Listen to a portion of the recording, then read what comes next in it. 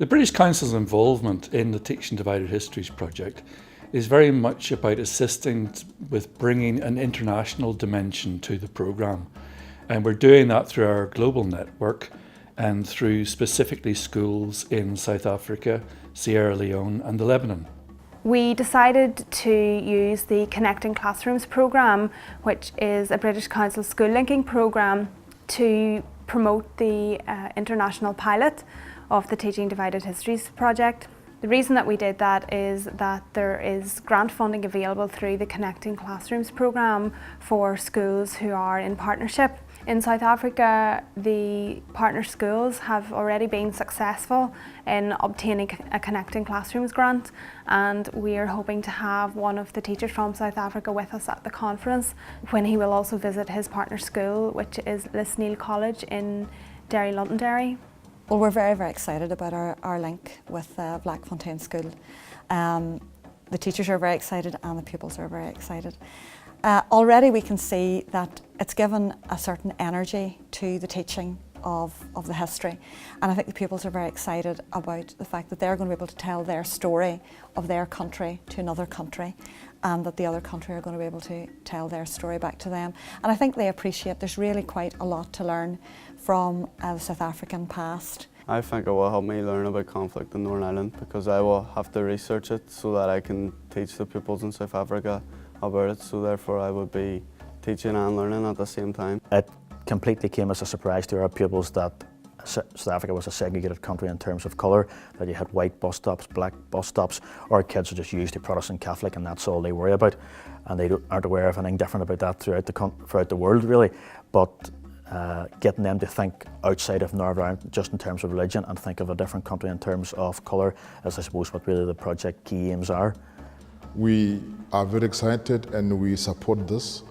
We have realized that change is inevitable, and we welcome this venture as a leadership of the school and to support the learners and the teachers as well. I should think it's going to be a great experience for the learners when they interact with other learners out there, especially when they'll be doing common things, tackling global themes, acquiring global skills and outlooks, communicating, collaborating. Those are important skills that these learners are really going to acquire.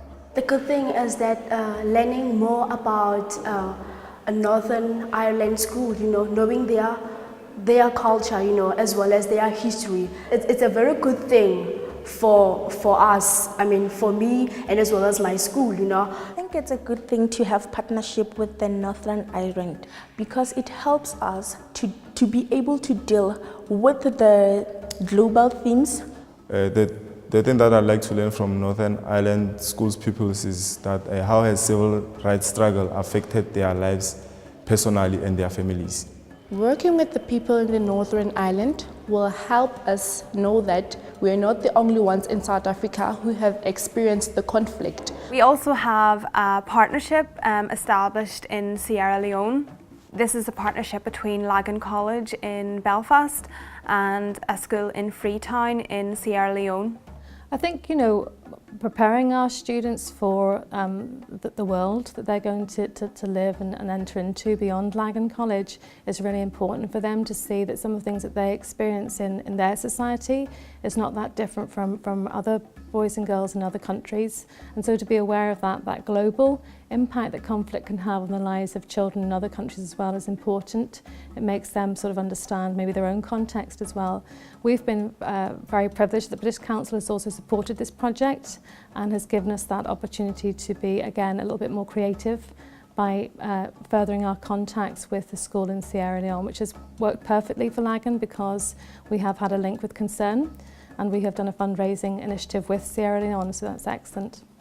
The international aspect of the Teaching Divided Histories, I think, is a brilliant component of it, because it puts the context of the conflict in Northern Ireland into a wider international citizenship really agenda for the students, and then the pupils are going to be sharing work through digital technologies that they've done. So for example, the students at Leone College working on a Comic Life project will be sending their Comic Life scripts to the pupils in Sierra Leone. So while our students learn about the civil rights movement and the cause of conflict in Northern Ireland, they're able to share their learning with pupils in another country.